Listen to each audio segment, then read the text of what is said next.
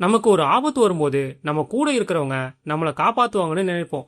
ஆனா அதே ஆளுங்க நம்மளை அழிக்க நினைச்சா எப்படி இருக்கும்? யோசிச்சு பாருங்க. கார்ப்பரேட் உலகத்துல நம்ம உழைப்ப திருடுற ஒருத்தன் நம்ம உயிரையே பறிக்க துணிஞ்சா நம்ம என்ன பண்ணுவோம்? இந்த படம் வெறும் சர்வேல் படம் மட்டும் கிடையாது. ஒரு மனுஷன் எப்படி மிருகமா மாறுறான்னு காட்டுற கதை. ஆபீஸ் அரசியல் ஆரம்பிச்சு ஒரு அமானுஷ்ய தீவுல முடிகிற இந்த சைக்கோ த்ரில்லர் கதைய கேட்டா நீங்க மிரண்டு போயிடுவீங்க. இது லிண்டா அப்படிங்கிற ஒரு சாதாரண பொண்ணோட வெறித்தனமான பழிவாங்கல் கதை. படம் முடியும் போது யாருமே எதிர்பார்க்காத ஒரு மரண ட்விஸ்ட் ஒன்னு இருக்கு. அதனால வீடியோ ஸ்கிப் பண்ணாம கடைசி வரைக்கும் பாருங்க. நம்ம படத்தோட ஹீரோயின் பேரு லிண்டா. அவ பிரிஸ்டோ கம்பெனில ஸ்ட்ராட்டஜி அண்ட் பிளானிங் டிபார்ட்மெண்ட்ல வேலைக்கு சேர்றா. அவ ரொம்ப திறமசாலியா இருந்தாலும் மத்தவங்க கூட ஜாலியா பேசி பழக தெரியாததால ஆபீஸ்ல எல்லாரும் அவளை ஒரு ஓரமா தான் வச்சிருக்காங்க. அவளோட உழைப்புக்கு என்னைக்கா இருந்தாலும் ஒரு அங்கீகாரம் கிடைக்கும்னு அவ ரொம்ப நாளா காத்துட்டு இருக்கா. ஆனா அங்க கூட வேலை செய்யறவங்க இவளோட இந்த அப்பாவித்தனத்தை அவங்களுக்கு சாதகமா யூஸ் பண்ணிக்க பாக்குறாங்க.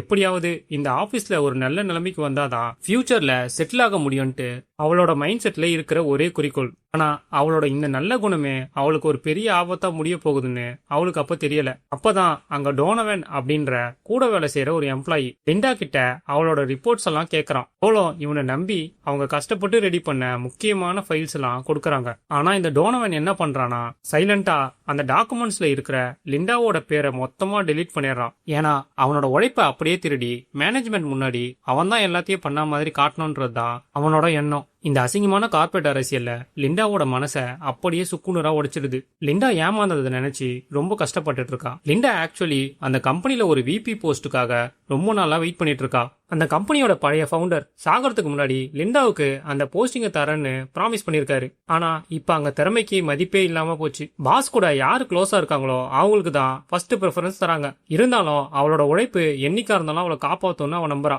எப்படியாவது அந்த போஸ்டிங்க வாங்கி அவளோட திறமையை நிரூபிக்கணும்னு அவ துடிக்கிறா. ஆனா விதி அவளுக்கு வேற ஒரு பெரிய ஆபத்தான வேலையை பார்த்துட்டு இருக்கு. அந்த கம்பெனியோட பழைய ஓனர் செத்து போனதால அவரோட பையன் பிராட்லி பிரிஸ்டன் இப்போ கம்பெனியோட புது பாஸா பொறுப்பேற்றுக்கிறான். அவன் பாக்குறதுக்கே செம்ம ரிச்சான பையன் மாதிரி இருக்கான். ஆனா அதே சமயம் மத்தவங்கள மதிக்காத ஒரு திமிரு பிடிச்சவனா இருக்கான். அவன் ஆபீஸ்க்கு வந்த நாள்ல இருந்தே அங்க இருக்கிறவங்களை யாரையும் மதிக்கிறது இல்ல. அதே சமயம் லிண்டாவை பார்த்த உடனே அவனுக்கு ஒரு நெகட்டிவ் இம்ப்ரெஷன் கிரியேட் ஆகுது. ஏன்னா அவ கொஞ்சம் கூட டீசெண்டா பிஹேவ் பண்ணாத மாதிரி அவனுக்கு தோணுது. ஒரு நாள் லிண்டா அவளோட சீட்ல உட்காந்து வழக்கம் போல டியூனா சாண்ட்விச் சாப்பிட்டுட்டு இருக்கா. அவளோட வாயில சாப்பாட்டோட கொஞ்சம் மிச்சம் ஒட்டிட்டு இருக்கு.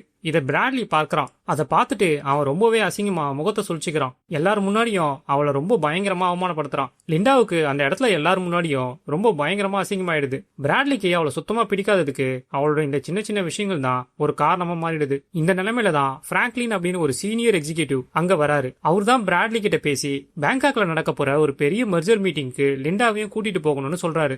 ஏன்னா லிண்டாவோட பிளானிங் ஸ்கில் இல்லாம டோனோவனால இந்த டீல முடிக்க முடியாதுன்னு அவருக்கு நல்லா தெரியும். பிராட்லிக்கு இதுல சுத்தமா இஷ்டம் இல்லைனாலும் சீனியர் சொல்றதால வேற வழி இல்லாம ஒத்துக்க வேண்டிய சூழ்நிலை வருது. லிண்டாவுக்கு இது ஒரு நல்ல வாய்ப்புன்னு தோணுது. எப்படியாவது இந்த ட்ரிப்ல அவளோட திறமையை காட்டினோன்னு அவ யோசிக்கிறான். ஆனா அப்பதான் பிராட்லி ஒரு பெரிய குண்டு தூக்கி போடுறான். அவன் என்ன சொல்றானா, அவன் ஏற்கனவே அந்த விபி ப்ரமோஷனை டோனவனுக்கு கொடுத்ததா சொல்றான். இந்த அதிர்ச்சியாகி ஏன் அப்படின்னு கேட்கும்போது அவனும் டோனவனும் ஒன்னா காலேஜ்ல படிச்சதா சொல்றான். இந்த நெப்போட்டிசம் காரணமா தான் அவனுக்கு கொடுத்தன்னு ரொம்ப திமிராவே சொல்றான். பாலிசி படியும் தகுதிப்படியும் டோனவன் தான் கரெக்டான ஆளுன்னு அவனுக்கு சப்போர்ட் பண்றான். இது கேட்ட உடனே லிண்டாவோட மொத்த நம்பிக்கையும் உடைஞ்சு போகுது. தன்னை விட தகுதியே இல்லாத ஒருத்தனுக்கு அவளோட உழைப்ப திருநவனுக்கு ப்ரமோஷன் கிடைச்சத அவளால தாங்கிக்கவே முடியல. கோபத்தோட உச்சத்துக்கு போன லிண்டா பிராட்லியோட கேபினை விட்டு வேகமா வெளியே வரா. மனசுக்குள்ள ஒரு பெரிய ரிவெஞ்ச் வெறியோட அவ கிளம்புறா. இனிமே இவனுங்களை சும்மா விடக்கூடாதுன்னு இவனுங்களோட பிளான கொலாப்ஸ் பண்ணணும்னு அவ முடிவு பண்றான். அந்த கோபத்தோடயே ஆபீஸை விட்டு வெளியில வரா. மறுநாள் காலையில அவங்க எல்லாரும் பேங்காக் போறதுக்காக பிரைவேட் பிளைட்ல ஏறாங்க. லிண்டா அவளோட கோபத்தை வெளியே காட்டிக்காம ரொம்ப ப்ரொஃபஷனலா நடந்துக்க முயற்சி பண்றான். ஆனா டோனோவனும் அங்க இருக்கிற மத்த எம்ப்ளாயிஸும் அவளை நிம்மதியா இருக்க விடுறதே இல்ல. அவங்க எல்லாரும் ஒன்னா உட்காந்து லிண்டாவை பத்தி மறுபடியும் கிண்டல் பண்ண ஆரம்பிக்கிறாங்க. அவளோட திறமைய இன்னும் எவ்வளவு நாளைக்கு தான் இவங்க இப்படி ஏளனம் பண்ண போறாங்கன்னு அவ யோசிக்கிறான். டோனோவன் என்ன பண்றானா, லிண்டா முன்னாடி ஒரு சர்வைவல் அப்படின்ற ரியாலிட்டி ஷோக்காக பண்ண ஒரு ஆடிஷன் வீடியோவை போட்டு காட்டுறான். அதுல அவளோட சில பிராக்டிக்கல் சர்வைவல் ஸ்கில்ல பார்த்து அவங்க எல்லாரும் பயங்கரமா கேலி பண்ணி சிரிக்கிறாங்க. காடு மேடுன்னு போய் எப்படி உயிர் பிழைக்கிறதுன்றத பேசினியான்னு சொல்லி கிண்டல் பண்றாங்க. பிராட்லியும் அதை பார்த்துட்டு ரொம்ப சிரிக்கிறான்.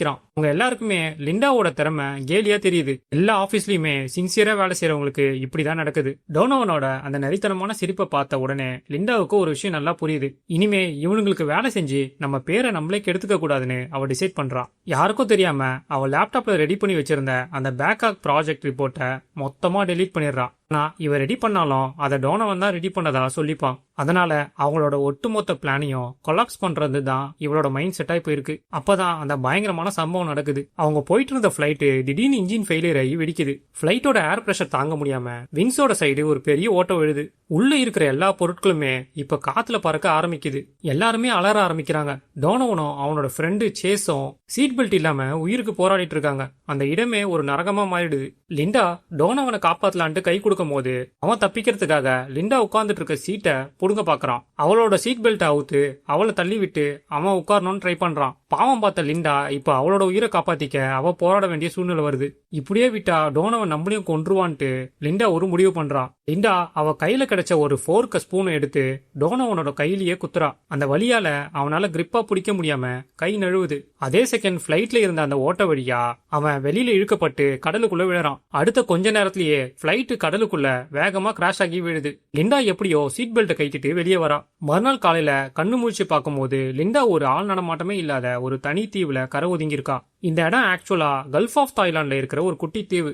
லிண்டா அந்த தீவோட கரையோரமா நடந்து போய் பார்க்கும்போது அங்க பிராட்லி மயங்கி கிடக்குறான். அவனோட கால்ல பயங்கரமா காயம் ஏற்பட்டு ரத்தம் கொட்டிட்டு இருக்கு. அவன் உயிரோட தான் இருக்கான்றத கன்ஃபார்ம் பண்ணிட்டு அவனை காப்பாத்தலாமா வேண்டாமான்னு ஒரு நிமிஷம் யோசிக்கிறான். ஏன்னா ஆபீஸ்ல இவள ரொம்ப கேவலப்படுத்தினதே இவன் தான். ஆனா ஒரு மனுஷத்தன்மையோட அவனை மெதுவா இழுத்துட்டு போய் ஒரு பாதுகாப்பான இடத்துல போடுறான். இப்போதைக்கு இவனை வச்சுதான் நாம இங்கிருந்து தப்பிக்கணும்னு அவ பிளான் பண்றா. திடீர்னு அந்த தீவுல பயங்கரமான புயலும் மழையும் பெய்ய ஆரம்பிக்குது. லிண்டா கொஞ்சம் கூட பதட்டப்படாம தான் அந்த சர்வைவல் வீடியோல கத்துக்கிட்ட விஷயங்களை வச்சு ஒரு தற்காலிகமா ஷெல்டர் ரெடி பண்றான். மரக்கட்டை இலைகளை வச்சு மழையிலிருந்து தப்பிக்க பிளான் பண்றான். மழை தண்ணீரை குடிக்கிறதுக்காக பெரிய இலைகளை சேகரிச்சு வச்சுக்கிறான். அவளோட பிராக்டிக்கல் அறிவு அந்த இடத்துல அவளை ஒரு லீடரா மாத்துது. ஆனா பிராட்லி இன்னும் மயக்கத்துல தான் இருக்கான். அவனை காப்பாத்த லிண்டா தான் முழு மூச்சா வேலை செய்யறான். கொஞ்ச நேரத்துல பிராட்லிக்கு மெதுவா மயக்கம் தெளிஞ்சு கண்ணை முழிச்சு பாக்குறான். சுத்தியும் காடு கடலா இருக்கிறத பாத்துட்டு அவனுக்கு ஒண்ணுமே புரியல. லிண்டா அவன் கிட்ட கூட வந்தவங்க எல்லாம் இறந்துட்டாங்க, நம்ம 2 பேர் மட்டும் தான் இப்போதைக்கு உயிரோட இருக்கோம்னு சொல்றான். இதை கேட்ட உடனே பிராட்லிக்கு பயங்கர அதிர்ச்சியாவும் பயமாவும் இருக்கு.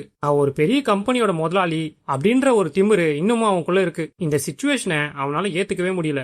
பிராட்லி உடனே லிண்டா கிட்ட கத்த ஆரம்பிக்கிறான். ஏன் நீ யாருக்கும் சிக்னல் கொடுக்கல, யாரையாவது உதவிக்கு கூப்பிட வேண்டியது தானேன்னு திட்டுறான். தனியா இந்த தீவுல மாட்டிக்கிட்டேன்ற பயத்துல அவனோட கோபத்தை அவகிட்ட காட்டுறான். ஆனா லிண்டா ரொம்ப கூலா இங்க சிக்னல் கொடுக்க எதுவும் இல்ல, முதல்ல உயிர் பிழைக்க தண்ணீர் தான் வேணும்னு சொல்றான். ஆனா பிராட்லி அவளோட பேச்ச கேட்காம அவளை ரொம்ப கேவலமா பேசுறான். அவனுக்கு இன்னும் தான் தான் பாஸ்ன்ற திமிரு இன்னும் அடங்கல. நீ என்னோட வேலைக்காரி, நான் சொல்றதுதான் நீ செய்யணும்ட்டு ஆர்டர் போடுறான். ஆனா லிண்டா அவனோட திமிரை பார்த்துட்டு அமைதியா அங்கிருந்து கிளம்புறான். லிண்டா அங்கிருந்து போயிட்டு கொஞ்ச நேரம் கழிச்சு குடிக்கிறதுக்கு ஃப்ரெஷ்ஷான வாட்டரை எடுத்துட்டு வரா. பிராட்லியால நடக்க முடியாம தாகத்துல தவிச்சிட்டு இருக்கான். இப்போ அவகிட்ட கெஞ்சி தண்ணி கேக்குறான். லிண்டா அந்த தண்ணியை அவனுக்கு கொடுத்துட்டு இப்போ இந்த தீவுல ஆபீஸ் பாலிடிக்ஸ் வேலை செய்யாதுன்னு புரிய வைக்கிறான். இங்க சர்வைவல் தெரிஞ்சவன் மட்டும்தான் பாஸ் அப்படின்னு பிராட்லி கிட்ட சொல்றான். அவனுக்கு இப்ப புரியுது, இவளோட உதவி இல்லாம நம்மளால ஒரு நாள் கூட இங்க வாழ முடியாதுன்னு. அவனோட திமிரு கொஞ்சம் கொஞ்சமா குறைய ஆரம்பிக்குது. தண்ணி கிடைச்சாச்சு, ஆனா அடுத்ததா சாப்பாடுக்கு என்ன பண்றதுன்னு 2 பேருக்கும் பெரிய கேள்வி வருது. லிண்டா சும்மா உட்காராம ஒரு கூர்மையான மரக்குச்சியை வச்சு ஒரு ஈட்டியை ரெடி பண்றா. காட்டுல இருக்கிற மிருகங்களை வேட்டையாடினா மட்டும்தான் உயிர் வாழ முடியும்னு அவளுக்கு நல்லா தெரியும். பிராட்லி அவளோட இந்த வேட்டையாடுற திறமையை பார்த்து ஆச்சரியப்படுறான். அவனால அவனோட கால் காயம் காரணமா எழுந்து கூட நடக்க முடியல. லிண்டா இப்போ அந்த தீவோட ராணியா மாற ஆரம்பிக்கிறா. காட்டுக்குள்ள போன லிண்டா ஒரு காட்டு பன்னிய பாக்குறா. அது ரொம்பவே கொடூரமான மிருகம், அதை சாதாரணமா வேட்டையாட முடியாது. லிண்டா சில தந்திரமா டிராப்ப வச்சு அந்த பன்னிய வர வைக்கிறா. பன்னி அவளை தாக்க வரும்போது அவ ரொம்ப சாமர்த்தியமா தப்பிச்சு மரத்து மேல இருந்து குதிச்சு அதை ஈட்டியால குத்துறா. அந்த மிருகத்துக்கும் இவளுக்கும் நடுவுல ஒரு பயங்கரமான சண்டை நடக்குது. ஆனா லிண்டாவோட விடாமுயற்சி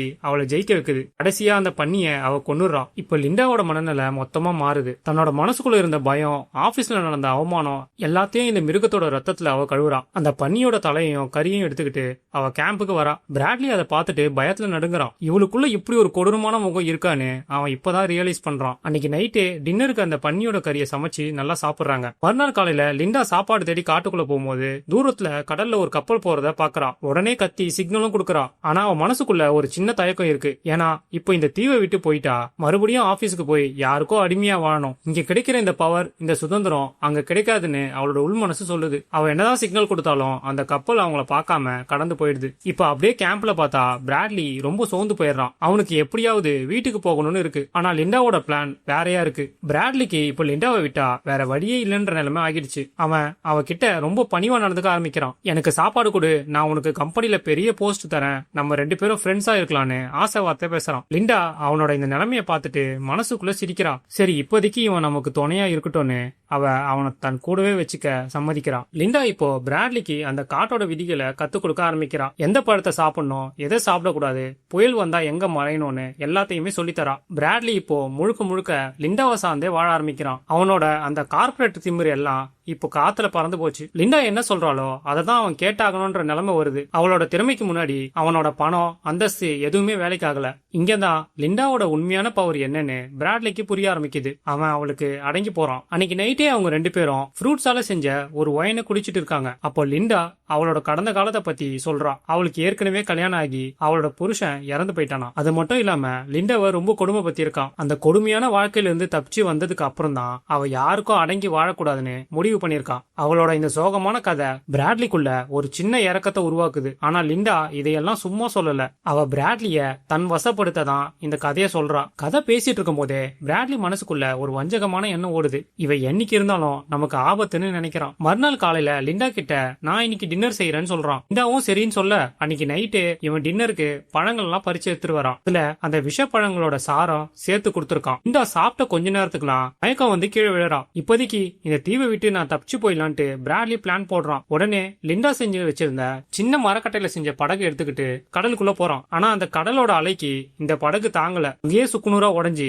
பிராட்லி அலையில அடிச்சுட்டு வந்து கரை வந்து சேர்றான். மயக்கத்துல இருந்து எந்திரிச்ச லிண்டா பிராட்லிய பார்த்துட்டு முதல் உதவி செய்யறான். ஆனா பிராட்லி தனக்கு துரோகம் பண்ணிட்டான்னு தெரிஞ்ச உடனே அவளுக்குள்ள இருக்கிற மிருகம் முழுசா வெளியே வருது. மறுநாள் காலையில பிராட்லி லிண்டா கிட்ட மன்னிப்பு கேட்கறான். நான் பண்ணது தப்புதான்ட்டு. லிண்டாவும் சரி விடு நான் மன்னிச்சிட்டேன்னு சொல்லி இந்தா சாப்பிடுன்னு சொல்லிட்டு ஒரு ப்ளூ ரிங்டு ஆக்டோபஸ குடுக்கறான். ஆனா அந்த ஆக்டோபஸ் ரொம்ப கொடிய விஷம் உள்ளது. அதை சாப்பிட்ட அடுத்த நிமிஷமே பேர்லியோட உடம்பு டெம்பரவரியா பேரலைஸ் ஆகுது. அவனால ஒரு விரல கூட அசைக்க முடியல. இப்ப ஆட்டம் லிண்டா கைக்கு மாறுது. பயத்துல நடுங்கிட்டு இருக்க பிராட்லி முன்னாடி ஒரு கத்திய சூடு பண்ணி உன்னோட ஆண்மைய சிதைக்க போறேன்னு சொல்லி கத்திய வச்சு குத்துறான். பிராட்லியால கண்ணை கூட அசைச்சு கீழே பார்க்க முடியல. அவன் கண்ணுல இருந்து தண்ணி மட்டும் தான் வருது. ஆக்சுவலா லிண்டா அவனை ஒன்னும் பண்ணவே இல்ல. ஒரு காட்டு எலிய புடிச்சுதான் கத்திய வச்சு குத்திருக்கா. இனிமே நீ என்னை எதிர்த்தா உன்னை இந்த எலி மாதிரி துண்டு துண்டு ஆக்கிடுவேன்னு சொல்றான். லிண்டா இப்போ அந்த தீவோட ஒரு கொடூரமான சைக்கோ ராணியா மாறி நிக்கிறா. இப்படியே ஒரு கொடூரமான சூழ்நிலை போயிட்டு இருக்கும் போது திடீர்னு தூரத்துல ஒரு போட்டு வர சத்தம் கேக்குது. ஜூரியும் கூட ஒரு